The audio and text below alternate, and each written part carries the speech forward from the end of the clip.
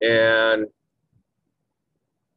pretty cool. Actually, there's a lot of people that showed up on time. There's only a few that haven't, so that is fantastic. I appreciate it very much.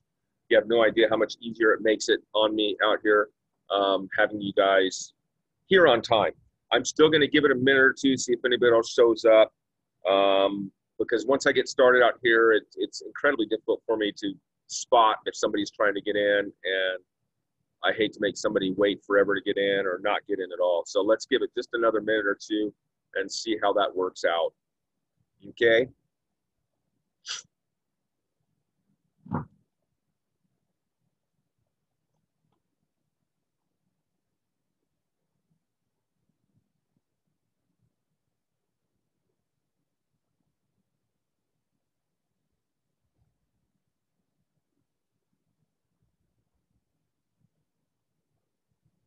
This has been my best class so far. People showing up on time. That's really fantastic.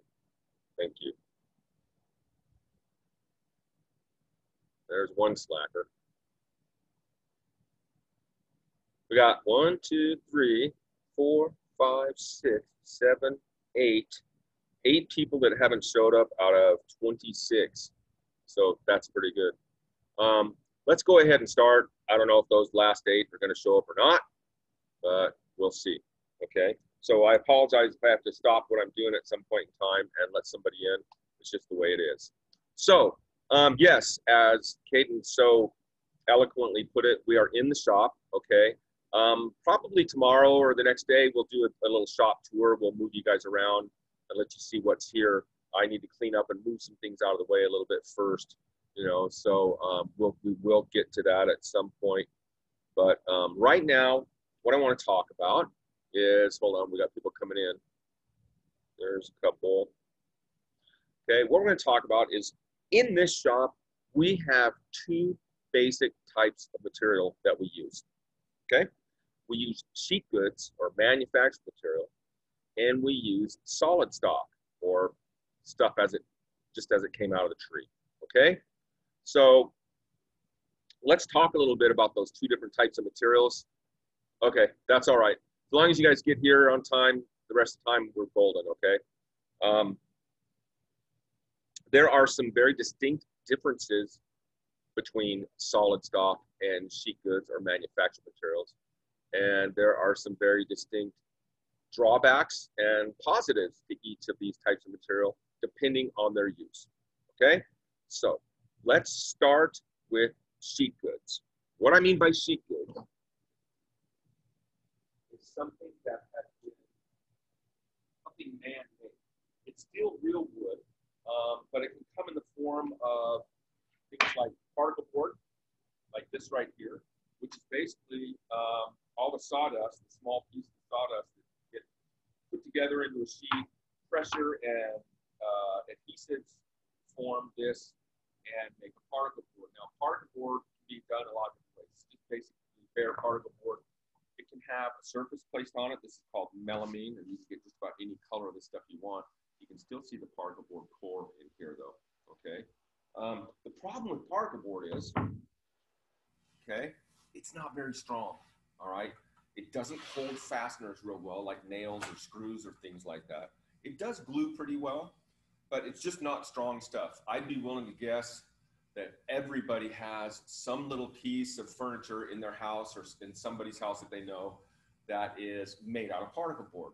If you've ever seen furniture in a place like Walmart, Fred Meyer's, something like that, there's probably quite a bit of particle board that makes up whatever piece of furniture. And the problem is it's not very strong. So I can take a piece of particle board like this and break it real easy. You can see the individual little pieces that it just breaks. It's just nasty stuff. But it does have its use, okay? Very stable, that's one thing. We'll talk more about stability. So that's particle board. There's a brother to that kind of stuff, and that's called MDF, or medium density fiberboard. What this looks like, it looks like somebody took a bunch of cardboard, ground it up really, really fine in a blender, then pressed it together and made MDF, medium density fiberboard, MDF. There's also LDF and HDF, low density fiberboard and high density fiberboard. This stuff's kind of cool. It's real similar in regards to particle board. It's a little bit stronger. It'd be a little harder to break over the edge of a table like this. It really looks like cardboard from the edge. But if you try to, like if I take a knife and I try to shave this stuff, you can see the little pieces that come off. It literally looks like cardboard. Okay, if I do the same thing to particle board, it comes off as sawdust, as a bunch of little pieces. You know, it's not going to come off like that MDF did. It's just going to break up into little pieces, falls apart. Okay, so that's MDF. Now you can have the coatings or the faces or surfaces on MDF just the same way you can with particle board. MDF is really dense, heavy stuff. A sheet of this is really heavy. The nice thing about MDF compared to particle board is it takes paint real well. So I could make a project out of MDF like this and spray paint it or paint it, and it's going to take paint really nicely. Okay, and the other thing about MDF is you can route the edges. What I mean by that, let me zoom in here. One of the benefits or good things about solid wood as opposed to manufactured wood is the ability, is this thing going to focus? There we go. Oh, come on. Is the ability to route the edges. You can kind of see this little decorative profile on the edge of the board. This takes routing and decorative edges really well. Particle board, not so good, but this takes it really well. Hold on, I got somebody waiting to get in. Let me get them in here.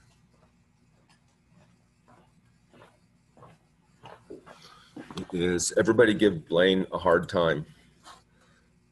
Unless he had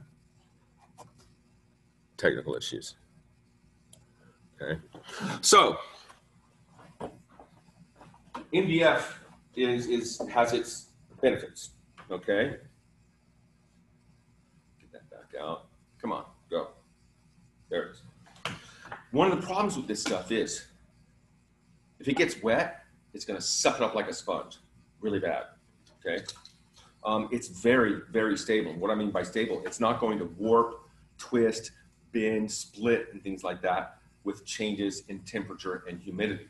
One of the problems we have in woodworking is trying to control wood movement, expansion and contraction of our material with changes in temperature and humidity. You take something like this from Canada in the middle of winter and you take it down to Florida in the middle of summer, and solid stock, solid wood's just going to tweak out and twist and bow and split and do crazy things. That's one of the benefits of sheet goods. They're a little more stable.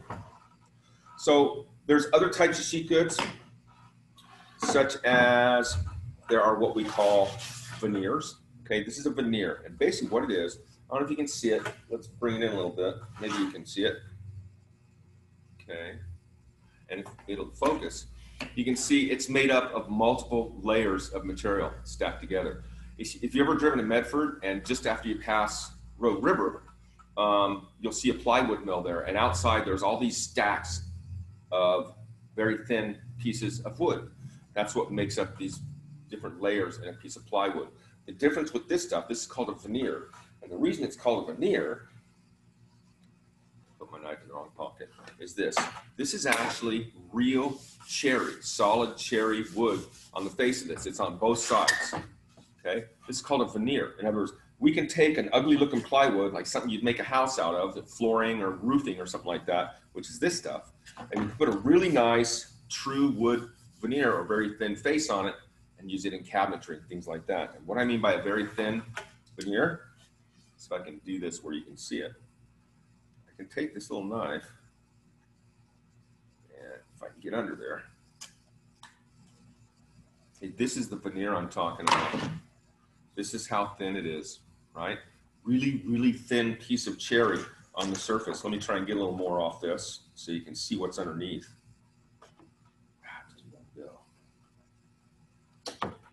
Cut myself. I'm not careful. Let's just shave it like this. I'll show you what I'm talking about. So you can kind of see underneath this thin veneer,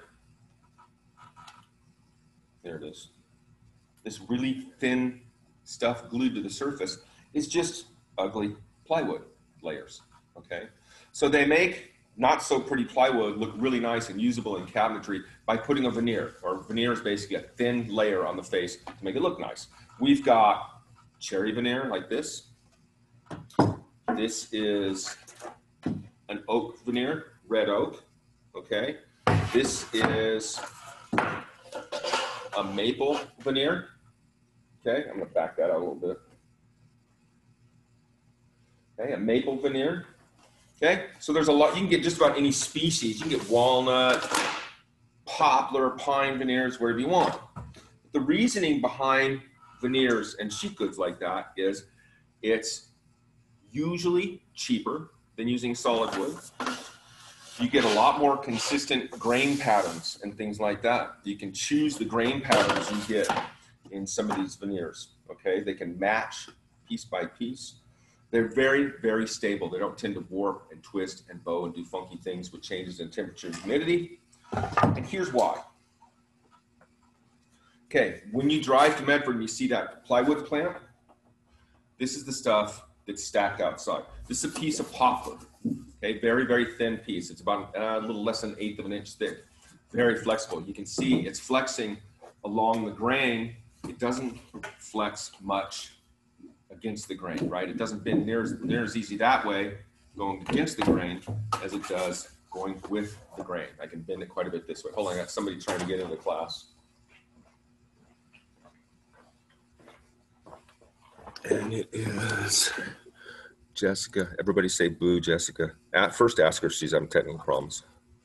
Okay.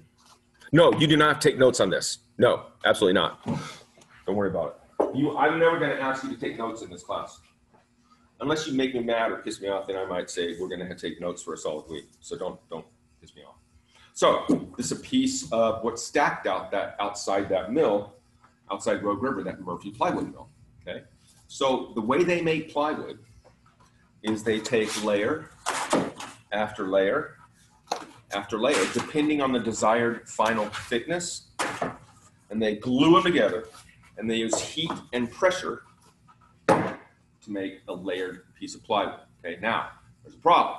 You guys see the grain direction on this. This is what I'm talking about, these stripes. This is grain. This is actual solid wood, just very thin pieces. Okay, it's not very sturdy, very strong this way. But when you go across the grain, right, it's pretty stiff, it's pretty strong. So here's what they do when they make this plywood. Get some of this stuff out of the way. What they do is every other piece is turned 90 degrees. In other words, the grain, 90 degrees opposite. So every other piece like this, like that. So what you should see is two different grain directions. Every other sheet goes this way, every other sheet goes this way. So you're getting that strength, that cross grain strength in both directions, okay? It's gonna be stiff this way, it's gonna be stiff this way, as opposed to having all the grain going in the same direction. It's just really floppy that way. So that's how we get our stability and our strength out of a piece of plywood, okay? So, plywoods. Here's some problems with plywoods, okay? So this is a nice piece of cherry plywood. You should be able to see. If it'll focus, it keeps focusing on me instead of the material. Okay, you should be able to see, come on, let me zoom in a little more. Come on, focus. There it is. So you should be able to see the individual layers in there, and you might be able to see the very, very, very, very thin surface of cherry, okay? Here's the problem. Let's say you make a bookcase out of this stuff, right? And this is the side of the bookcase, standing up like this. You've got shelves going this way. Here's a shelf. I'll make a shelf. Here's a shelf, okay? Here's the problem. On the front edge or the leading edge of this bookcase, you can see these plies. You can see that this is not solid cherry. It may be cherry on both faces, but you can see that plywood edge. That's not good. You don't want that. That's one of the drawbacks with plywoods, but there's a fix for that, okay? We can buy these big rolls. They actually come in, you can get like a 10-foot roll at Home Depot or something like that. I usually get 100-foot rolls, big rolls of this stuff. This is actual cherry, okay? Just the same species as the face on this. This is called an edge veneer, okay? It's got a heat-activated glue on the back side of it, and the face of it is actual cherry. In other words, it's real wood. Basically, what we do is we take a clothes iron, and we iron this strip onto the edge of the board, hiding that plywood underneath. Gosh, this thing doesn't want to focus very well. There it is. Okay, we iron it on, then we trim it flush. So basically what you'll have then is something that looks like solid wood once that edge banding is put on there, but it's actually plywood underneath, okay? We can actually use a solid piece of wood. We could rip a piece of cherry off a real piece of wood and glue it onto the surface of this. That edge banding is a real quick, easy way to put a surface on that. The problem is we can't route that. We can't put a decorative shape on it like, for example, something like this. This is a piece of solid wood that's got a decorative edge on it. I put a decorative edge on that piece of MDF I showed you. Okay, this has got a decorative edge on it. We can't do that when we edge band with that little thin veneer. It'll show the plywood underneath. So that's a drawback. This stuff generally comes in sheets 4 foot wide, 8 foot long. That's a full sheet, okay? It can be pretty expensive for a sheet, okay? A sheet of high grade cherry like this, if I wanted a really nice sheet of cherry, you can buy it in different grades from, you can probably get sheet of cherry for anywhere from, say, 75 or 78 bucks, all the way up to a couple $100 for one sheet, 4 foot wide, 8 foot long, depending on how nice the face veneers are. It's different grades of plywood. So one of the benefits of sheet goods like this is you can oftentimes do a project for less money using sheet goods as opposed to solid wood, because solid cherry for a high grade cherry is right around $4.50 a board foot. And a board foot's basically defined as something that's 1 inch thick by 12 inches wide by 12 inches long, or any variation thereof. So that's a board foot. So it's about this big. Okay, that's close. If this was a little thicker, this would be about a board foot. Okay, we'll talk about that more later. And you can buy this edge banding in, like, for example, I showed you this black melamine. It's just particle board with this black melamine or plasticized, whatever it's made out of, on the faces, right? And you can buy edge banding any way you want. There's some black iron-on edge banding. We get a lot of white. All our bench tops are white melamine. There's white edge banding you can iron on for that kind of stuff, okay? So sheet goods definitely have their place in woodworking and in our shop. Another benefit of sheet goods, we never have to thickness sheet goods. In other words, if the set of plans to make a bookcase calls for the sides and the shelves to be 3/4 of an inch thick, normally if we were going to make that whole thing out of solid materials, let's say we're going to make it out of solid cherry, the stuff we're going to buy is usually about 1 inch thick. We have to get it down to final thickness. In other words, we have to mill solid stock, solid cherry, which is, I'm going to sit down. This right here, which is solid cherry, we have to mill this down to final thickness. We have to get it down to 3/4 of an inch thick. Sheet goods, veneers, we buy cherry veneer, this stuff, plywood core, veneer, cherry veneer face. We buy it whatever thickness we want. So we're going to buy this stuff already 3/4 of an inch thick, and it's going to be very consistent. No matter where we measure the thickness of this board, it's going to be exactly the same. It's going to be 3/4 of an inch thick. So we don't have to thickness plywoods, sheet goods, things like that. We buy whatever thickness we want. So for example, this is 3/4 inch thick cherry veneer plywood. This is 1/4 inch thick maple veneer plywood, okay? What else do I have here? I've got a piece of what's called Baltic birch. I believe this is 1/2 inch. Okay, it's got a birch face, 1/2 inch thick. Okay, we can buy sheet goods any thickness we want. Therefore, we do not have to thickness our sheet goods. All we have to do is cut them to the proper width and the proper length. We don't have to thickness them. Now, solid stock. We carry 6 species of solid stock normally in this shop. That's going to change a little bit. And what we carry is pine. Might as well show it to you. There it is. Oh, there goes my remote. We carry pine. This is pine. Okay. Come in a little bit so you guys can see it, if it'll focus on it. It does have its issues sometimes with focusing. Okay, we have pine here. We carry pine.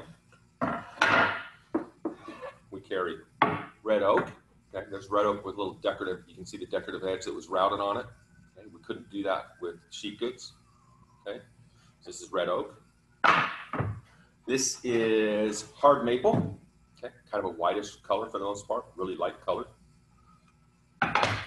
We also have poplar, P-O-P-L-A-R, which can vary in color and grain a lot.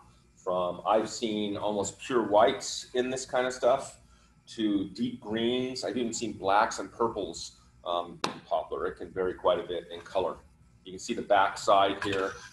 There's some darker colors mixed in here and stuff like that. So we carry poplar.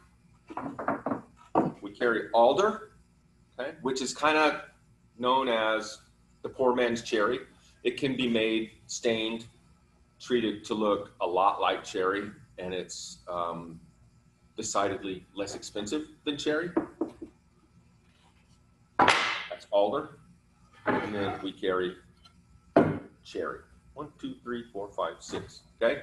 Regular cherry, which is our most expensive material we have in here right now. I'm actually going, I went last week, but I couldn't get in to get it. I'm gonna go probably this week or first part of next week and get some different materials, get some walnuts and some Padauk, which you guys will see what Padauk looks like, and a few other little things to play around with here. Now, some of the benefits of using solid stock instead of sheet goods. Let's say you decide, I don't want to make it out of plywoods. I want to make it out of solid wood. Okay, I'm going to make a desk. I'm going to make a, well, might as well talk about a bookcase. So I'm going to make a bookcase that's 6 feet tall, 3 feet wide, and 16 inches deep. I'm going to make a really nice bookcase with 6 shelves. Okay, and I'm going to make it out of solid cherry. Well, first of all, you're a doofus, because that's going to cost you an arm and a leg. That's going to be incredibly expensive.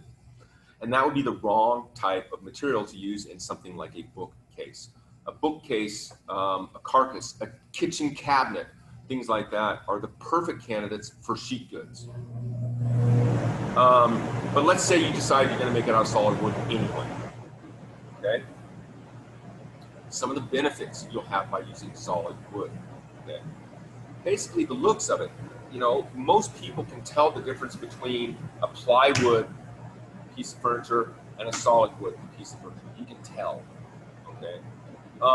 You can put very easily decorative edges on the shelves, on the fronts, things like that. You can do things like simple roundovers. Okay, you can see the rounded edge here, things like that. To get rid of the sharp edges. You can put something a little more decorative, like this shape here, which I think is really similar to that one that was on the oak. Okay, so you can very easily put these decorative edges on the material if you're using solid stock instead of sheet goods.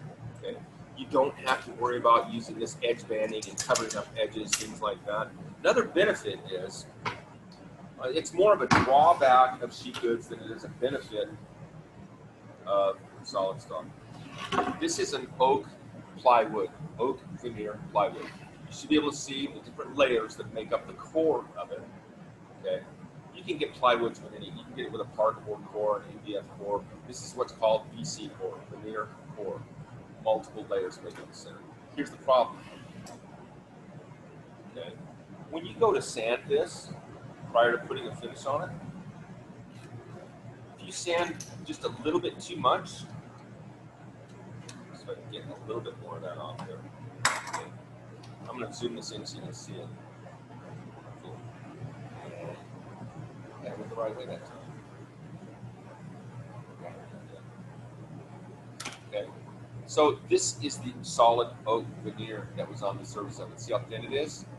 Okay, and this is the ugly that shows up underneath it. So if you accidentally sand a little too much, you're going to sand through this veneer and expose this ugliness layer underneath. Okay, that's a drawback of sheet goods. Okay. We could sand all day on this piece of solid oak, and all you're going to see is more solid oak as you sand it. All right. Other things about solid wood is, and a lot of people think this is a drawback, but I actually think it's a benefit of solid woods, is you're going to find all kinds of funky, crazy grain directions. Look how funky the grain is around this knot. Okay, it's just crazy, man. All the different grain directions, things like that, and then the knot itself. Okay, I tend to like, depending on the piece of furniture, some of these knots and these funky grains and things going on all over the place. I think it's a really nice aspect of solid wood. Okay, you're not necessarily going to get that with veneers. Your veneers are going to be graded and put together so that it has a lot nicer surface. Now you can buy certain veneers that have the knots in the faces, like pines and things like that, you know, for rustic type of things. But for the most part, you're not going to see a lot of knots or really cool grain variation in plywood. You will, however, have the opportunity to look for really cool things like that in solid wood. Okay, look at the grain in that piece of oak. That's kind of cool the way it goes around. So that, I consider that a benefit. Some people consider these defects, like the knot being a defect, and would say it's not as nice. Honestly, it depends on the application of what you're making. Okay. A couple drawbacks about using solid wood. I don't know what time it is. Some of the drawbacks. Okay, this board is sitting just as it would have sat in the tree. In other words, the branches and the leaves are that way, the roots are that way. Okay, this is oriented in the same way as it would have been in a tree. In other words, as the roots of this oak tree gather moisture, water, nutrients from the soil, and get it to the leaves, it's going that direction. It's following very specific cellular pathways in this wood, making its way up to the trunk, up to the limbs, the leaves. Okay. What that means is, this is basically like, shoot, I wish I had some here. I should get some here. Like a bunch of straws bundled together. Okay. So this would be like the ends of the straws bundled together here. All these cellular pathways. In other words, if I put a drop of water on the end of this board, on this end grain, it's going to suck that water right into the board. Not so fast on a face or an edge, but at the end grain, it's going to draw up water like crazy. Okay? What that means is as the conditions in your shop, in your home, outside, wherever this piece of furniture is sitting, as they change, in other words, as humidity increases or decreases, as temperature increases or decreases. In other words, with changes in temperature and humidity, this board's going to draw in moisture and it's going to expel moisture. As it does that, it's going to expand and contract. Okay? That's one of the drawbacks with solid wood. And that's one of the things that has to be kept in mind whenever you're designing using solid wood or building using solid wood. This stuff is going to shift. It's going to expand and contract. It's going to twist. It's going to bow. It's going to cut. It's going to do all sorts of crazy things. Okay? Sheet goods, plywoods, generally do not expand and contract nearly anywhere close to how much solid woods do. For example, this particular board, the way you see the grain direction in it, it's going to expand and contract more in that direction across the grain than it will with the grain. Okay, it's not going to expand and contract nearly as much along its length as it will across its width. Okay, these are some of those things you need to know when you design furniture or make furniture. You have to account for that. You have to allow for that seasonal movement of solid wood. Okay, that is definitely a drawback. Cost is a drawback of solid wood furniture.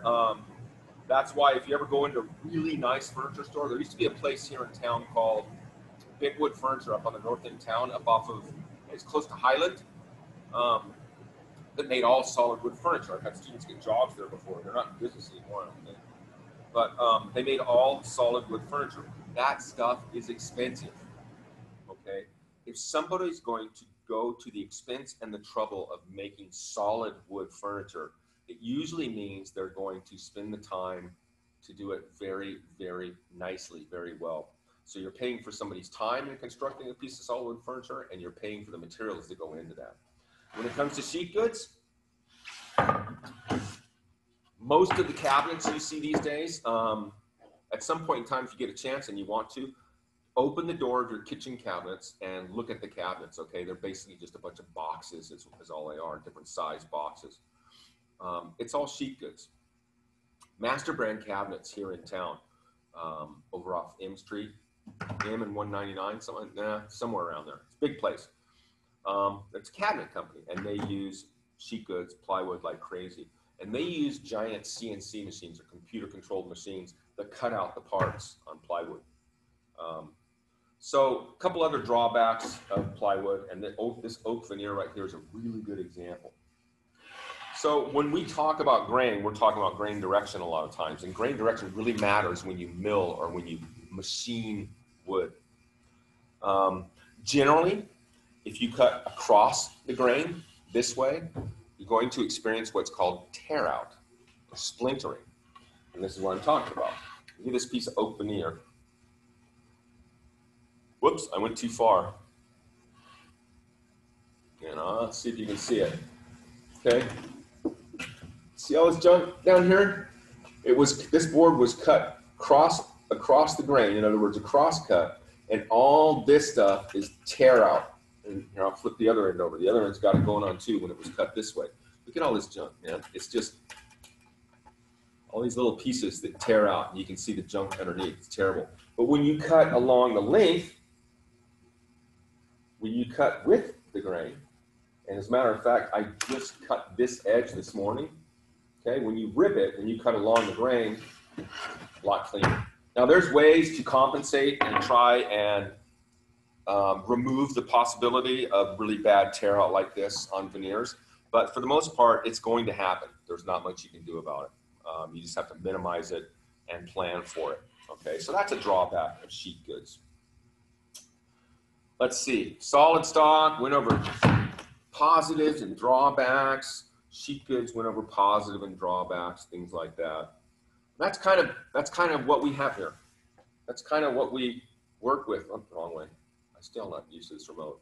That's kind of what we work with in the shop. We have, like I said, solid stock and sheet goods. In fact, this guy right here that I kind of put up a temporary whiteboard, this is white melamine. Okay, it's just like this stuff.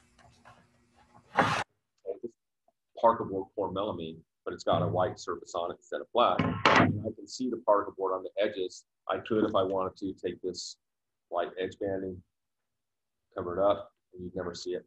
You'd never see the edges. It's like a solid piece of white something. This is not working real good for a whiteboard, but I'll find something that does. So that's kind of the primer on the types of materials we use here. Now that is by no means all inclusive, because we also have several CNCs here. We have a 4-foot by 8-foot bed computer-controlled router. We have a 2-foot by 3-foot desktop computer-controlled router. We have a 5-axis CNC in here that we don't really use much. It's just a real pain in the behind. We also have a CO2 laser, a couple of CO2 lasers here. Those machines, between the CNC router and the CO2 laser, provide us with the opportunity to work with a lot more different materials. We've worked a lot with acrylics and polycarbonates and things like that between our CNCs and our routers, at the laser and the CNC. On the laser, we can work with an unbelievable amount of materials. We've lasered everything from river rocks to Levi's and t-shirts to leather to wood to stone. We even laser etched chocolate. A bunch of years ago, we cut a pumpkin with it, glass. All sorts of different materials can be processed with our laser. Our CNC router, we can do aluminum, soft metals, things like that, but we generally just do wood. We've done acrylics, polycarbonates on the CNC, things like that. We can actually make rubber stamps on the CNC with it, you know, just a sheet of rubber gasket material and cut out a reverse image of it, and you got a rubber stamp. All sorts of different things. In fact, for our guitar class, we machine our own guitar bodies here. So we do all our solid body guitar bodies here. So you can see this. I'll move this camera over here so you can see if I'm going the right way. So we do all our own machining of guitar bodies here. And these, we generally, if we try a new type of guitar body, a new shape, we generally test it in insulating foam, this 2-inch thick insulating foam. And these are some of the test shapes we've done for guitar bodies and things like that. So we do use the heck out of these things. I'm going to try and get this back over here without. Look at that, it worked. Okay, so we use those machines a lot here. So that's our basic explanation of sheet goods and solid stock. And I know it's got to really kind of suck because you guys cannot be here and physically hold these materials and feel what these materials are like. That makes a world of difference. We can actually see the grain in person and stuff like that. Okay, so let me see. So, okay. Yes, we have. Well, here's the thing. Caden, you bring up a really good, yes, there is a class for building solid body electric guitars. We're also trying very, very hard to put together an acoustic guitar course as well for building acoustic guitars. It's a full 18-week class, and you walk out with a handmade custom guitar that you built yourself. Yeah, so for example, okay, guitar makers, you'll see at some point in time this quarter a video on a gentleman that makes handmade acoustic guitars. And he mentions that the material that he uses for the necks on his acoustic guitars has been in his shop for many, many, many years. When he makes a cut on any of the material to start the process of making a neck, he'll make a cut and then set that material aside for a very long period of time so it can breathe. You have to, I've got 2 acoustic guitar kits sitting in the classroom right now that I bought to practice on, and that they have been sitting in the shop for, geez, several months. I like to let the material sit in this environment for at least a month before we start doing anything with it, so it acclimates to the area you're in. We can't control humidity in here very well. We control temperature a little bit, but you have no way to control humidity. Masonite. We haven't really done anything in Masonite. So yeah, like countertop material and stuff like that, we haven't really done. We've done a little bit, but we generally don't have any of that in here. It's not something that's sourced locally around here that I can get. I mean, I'm sure I could get some, but yeah, haven't done a lot of Masonite. Yeah, if you're talking about for skateboarding and stuff like that, yeah, skateboard ramps, half pipes, quarter pipes, things like that are all going to be sheet goods. And there's a lot of different ways to do it, you know, from bendable marine grade plywoods, things like that. There's a lot of different stuff you can do. So yeah, there was one other instance. Yeah, so that's kind of going to be it, folks. I don't have a lot more. I very much appreciate you guys getting here on time. It helps me tremendously. Hopefully you got a little bit out of this. Hopefully as the days go by, my little lectures out here in the shop get a little bit better each day. They're terrible in the morning. I don't know, first period was just absolutely out of control, bad lecture. So anyway, that's going to be it for today. You guys take care of yourselves. Have a good day and evening, and I will see you all tomorrow. Okay? Bye-bye, folks.